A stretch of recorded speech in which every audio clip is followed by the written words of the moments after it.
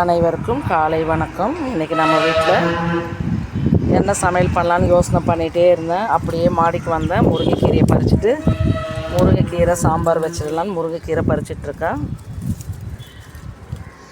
நல்லா தழுத்து இருக்காங்க. நான் கொஞ்சம் நாளாச்சு முருங்கைக்கீரை பறிச்சுட்டு சரி இன்றைக்கி பறிச்சுடுவோம் அப்படின்னு வந்திருக்கேன். எப்படி இருக்காங்க பாருங்கள், நல்லா தளிர்களோடு எப்படி இருக்காங்க பாருங்கள்.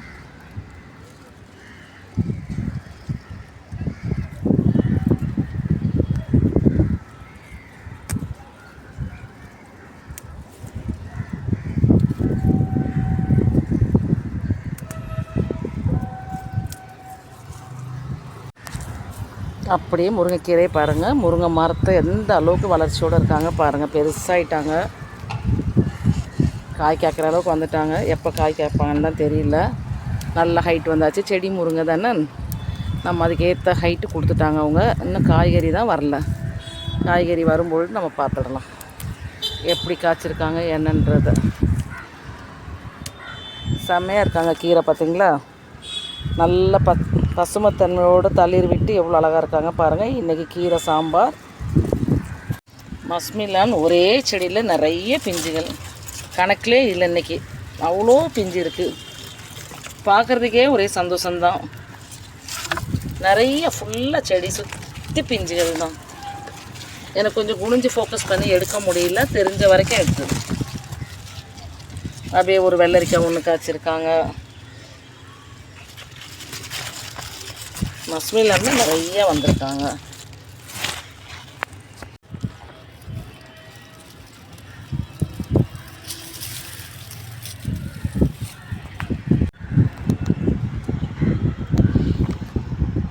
முல்லைப்பூக்கள் வெள்ளிக்கிழமை வந்து ரொம்ப அழகாக பூத்துருக்காங்க.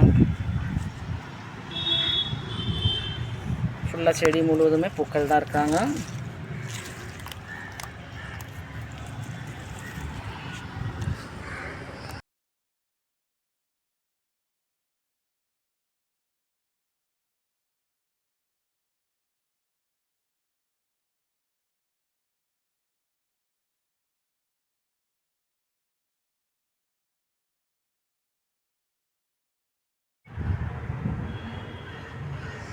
இந்த ரோஸ் செடியில் டெய்லி பூக்கள் தான்.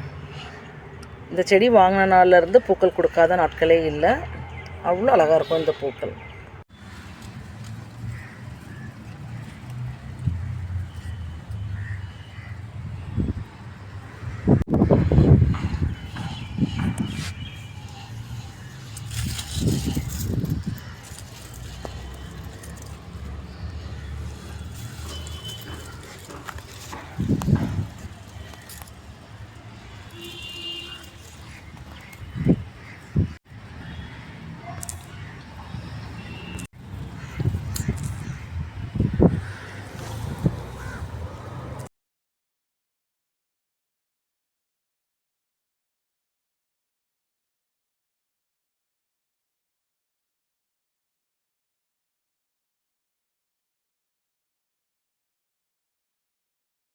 கத்திரிக்காய் நிறைய இருக்குது. கொஞ்சம் பெரிய சைஸ் ஆகலான்னு விட்டாலே இந்த மாதிரி மஞ்சள் கலராக ஆகிடுது. ஃபஸ்ட்டெல்லாம் நிறைய பெருசாக வரும் சைஸு. பாருங்க, எல்லாமே சின்னதுலேயே கட் பண்ணிடணும் போல் இருக்குது. செடி ஃபுல்லாக இருக்குது, பிஞ்சுகள் நிறையா இருக்குது. கொஞ்சம் பெருசாகட்டும்னு பார்த்தா இந்த மாதிரி மஞ்சள் ஆகிடுது. அதனால் இன்னும் ஒரு 2 நாள் கழித்து பறிச்சிடலாம். குட்டி குட்டியாக எண்ணெய் கத்திரிக்காய் குழம்பு வச்சிடலாம் போல் இருக்குது. பெருசாக இருந்தால் ஒரு 4 கத்திரிக்காய் இருந்தாலே நமக்கு நிறைய கிடைக்கிற மாதிரி இருக்கும். ஆனால் என்னென்னு தெரியல, பெருசாக மாட்டேன்னு இந்த மாதிரி மஞ்சள் கலர் ஆகிடுது.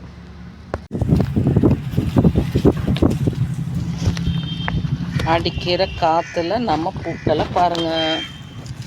நல்ல காற்று. மணி 11:30 மணி இப்போது. நல்ல காற்று.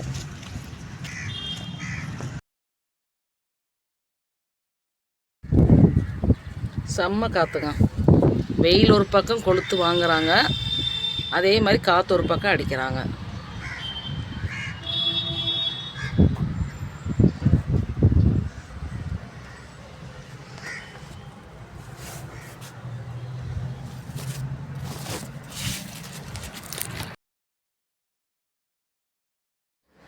வெயிலில் நம்ம மாடி தோட்டம் ஒரு பார்வை. எப்படி இருக்காங்க பாருங்கள். செடிகள்லாம் பூவெல்லாம் பறித்து முடிச்சாச்சு. செடிகள் பாருங்கள், நல்லா 11 11:30 மணி வெயிலில் எப்படி இருக்காங்க பாருங்கள். வெயிலில் தாங்கி அவங்க பிரகாசமாக காட்டுறாங்க.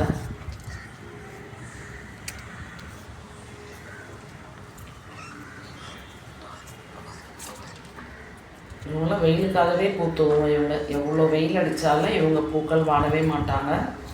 வெயில் சீசனில் தான் இவங்களுக்கு கொண்டாட்டமாக காய்ச்சி பூத்துட்டே இருக்காங்க. நம்ம செடிகள்லாம் எப்படி இருக்காங்க பாருங்கள். பூக்களோடு நான் வீடியோ எடுத்து போடணும்னு நினைக்கிறது. ஆனால் காலையில் அவ்வளோ சீக்கிரம் மாடிக்கு போக முடியல என்னால். அதுக்கப்புறமா தான் நான் போயிட்டு வீடியோ எடுக்கிறேன் நான்.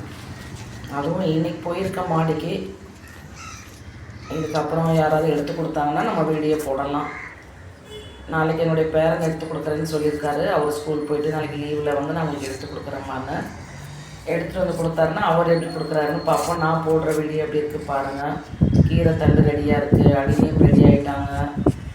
கல் ரோஸ், பட் ரோஸ் எல்லாமே ரெடியாக இருக்காங்க. அடிநீர் இன்னொரு செடி அவங்களும் நல்லா வந்துட்டாங்க. ரகுன் மல்லியெல்லாம் நிறைய வந்தாச்சு. இந்த தொட்டியில் ஜெப்பீரா வச்சுருந்தா வாடி போயிடுச்சு. கீரையெல்லாம் நிறையா இருக்குது, பறிக்கணும்.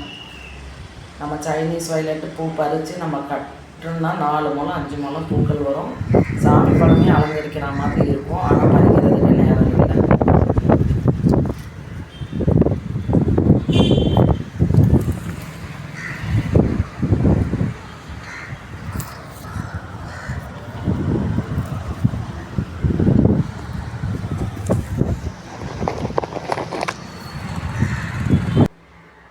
லாவெண்டர் பூக்கள் கலக்கிறாங்க. கல் ரோஸ் 2 பூச்செடி இருக்குது.